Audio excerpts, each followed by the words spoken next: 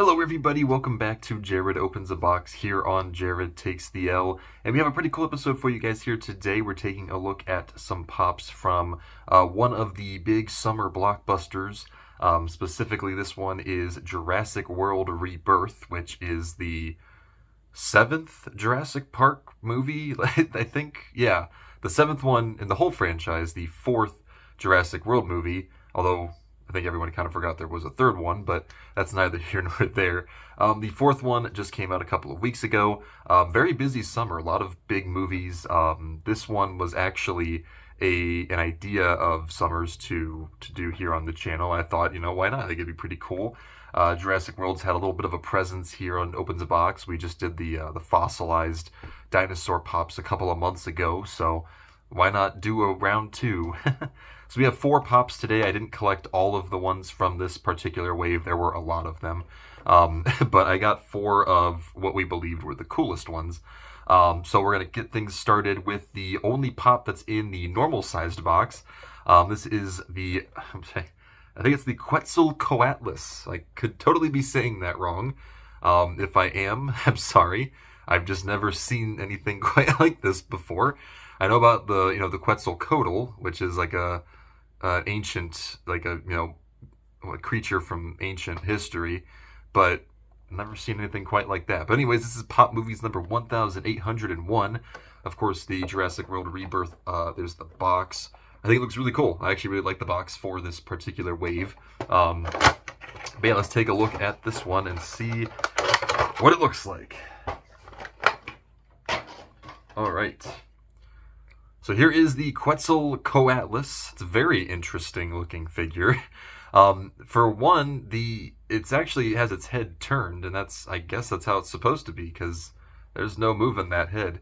But this is actually really cool. I also thought this figure, I didn't think this character even had eyes, but they are on the side of its head there. I like the design on this one. Of course, it is similar, of course, to the pterodactyl. It's not too far off. You can definitely see that with some of the design choices, but not all of them. It has some unique things. For instance, this looks almost is similar to a beak, not quite, but it's close.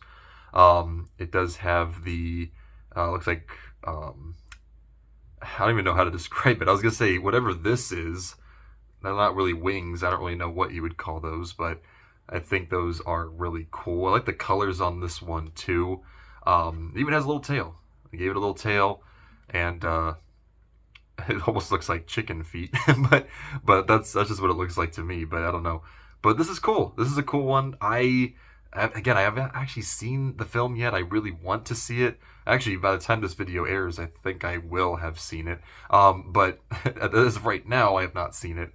But like I said, I've always been a fan of the Jurassic Park movies, and the dinosaurs are always changing. They're always making these crazy, wacky new ones.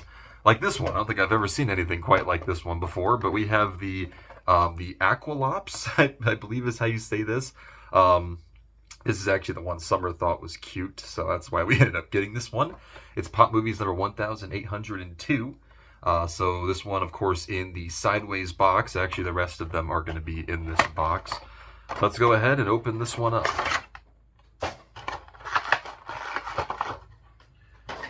Alright, well, this one actually is kind of cute.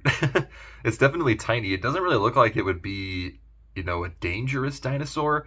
It's certainly no T-Rex, that's for sure. It almost kind of looks like a baby Triceratops in a way. Like the head shape kind of looks like that. And maybe it is kind of like a mix, like one of the hybrids, of a Triceratops and some other dinosaur. Which would make sense given the last part of its name. But yeah, it has this, little mouth right here, eyes on the side of its head, a striped tail, which is really cool. And yeah, the rest of it just has this like scaly texture, which is kind of what you would expect from a dinosaur anyways. But yeah, really cool. And of course, also on a base, I would not recommend removing the bases on these. I always have to give that warning because I myself have had that problem with some pops where the base will pop out and it won't go back in, and then your pop won't stand at all on its own because of the position that it's in. So just be careful with those. Same with the Quetzalcoatlus. It also had a base. Moving on to the other two, I believe personally these two are the coolest by, no contest. The first one here is the Mosasaurus. So this is an aquatic dinosaur. It's a lot bigger in the movie. This one actually would have benefited, actually this one and the last one both would have benefited as being at least 6-inch pops. But surprisingly enough, they did not get it. And there was a 10-inch pop in this wave, but it was the Spinosaurus, not either of these two. So I thought that was a little weird, but neither here nor there. They've done this with the Jurassic World stuff before. It's not a big deal. This is Pop Movies number 1798, so yeah, we're going way out of order here. But yeah, this is the Mosasaurus. There is the side of the box, back of the box, and the other side. And I just realized the back of the box is actually different compared to the other ones, so that's kind of cool. Let's go ahead and open this one up and see what we got going on here. Maybe. Here we go. So here is the Mosasaurus. This one is really, really cool. I actually really like the details on this one. Kind of looks like it's very similar in design. I'm especially seeing it right here to like an alligator or something along the lines of that, which again makes sense. It is an aquatic dinosaur, in water, so that does make sense. Of course, it has these giant teeth, the mouth wide open, because the Mosasaurus always seen jumping out of the water, grabbing something, pulling it down, that kind of thing. Of course, it does have little fins there as well to help it swim, and this really cool tail as well. Wouldn't be out of place as a Loch Ness Monster pop, honestly. I think it's really cool. Definitely, they probably got some inspiration from that as well. But yeah, Mosasaurus is actually very, very large, so this pop does not do it any justice for the size. But I do think Funko did do a good job for it being a 4-inch pop. And again, another base, don't remove it. All right, time for our last one. This is the one that I'm really excited about. This is, I guess, the main villain of this particular film. If you consider the dinosaurs like the villains, I mean, I feel like it's always kind of the humans, since they're the ones modifying them and making them these creatures. But this guy is the one that definitely has gotten a lot of the marketing hype behind the movie. We have the Distortus Rex. So this guy is a genetically modified T-Rex hybrid kind of thing. This is Pop Movies number 1800. And yeah, he's pretty cool. So there's the box for this guy. Let's go ahead and open this one up.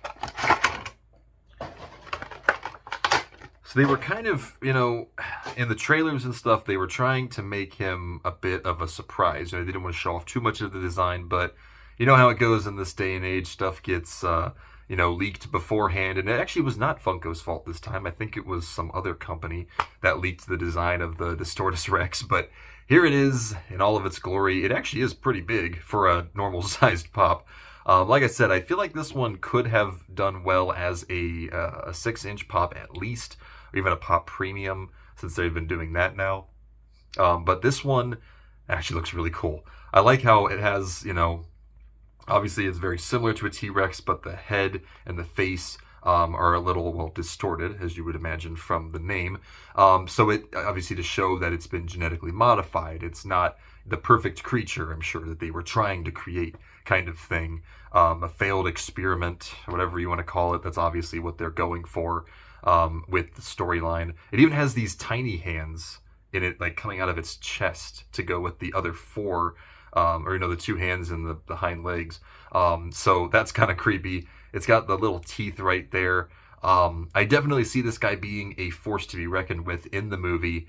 Like I said, probably would have seen it by this point. I could be wrong, but since due to all the hype surrounding him, I would be shocked if he didn't really have, that big of a role in the movie. But nonetheless, there is the Distortus Rex. I think this one is really, really cool. Honestly, pretty accurate too from what I have seen of the character. I do think they actually did a pretty good job of this one. So good job, Funko. Also, humongous base on this one too. All right, so there is the 4 Jurassic World Rebirth pops that I have for you guys today. I think they honestly are all really, really cool. They all look great. The Distortus Rex, in my opinion, is my favorite. I'm going to give that one a 10 out of 10. The other ones, I'll give a 9 out of 10. I'm just a little biased more towards the Distortus Rex, just because I think he is a really cool design concept for a villain in the Jurassic Park series. But I think these are all really cool. I think Funko did a great job. I think the designs are great. I'm really excited for the movie and all the other movies coming out this summer. This is the only one, only video for pops, for the summertime movies, but there's just a lot of other stuff out right now, and I'm just trying to stay caught up, but I want to at least do one of them. So there you go. There's the Jurassic World ones, but I'll go through them one more time and let me know down below which of these are your favorite. We have the Quetzalcoatlus, the Aquilops, the Mosasaurus, and the Distortus Rex. So let me know down below which of these is your favorite. When we come back next week, we're actually going to be on the last video of July already, if you can believe it, which is insane. We're going to be taking a look at some new pops from, of course, one of my all-time favorite franchises, and one of the most popular ones here on Jared Takes the L. That's right. We got more Five Nights at Freddy's coming your way next week, guys. But that is going to do it for today. If you enjoyed, don't forget to like, comment, and subscribe. And as always, I will see you all in the next one. Peace out, everybody.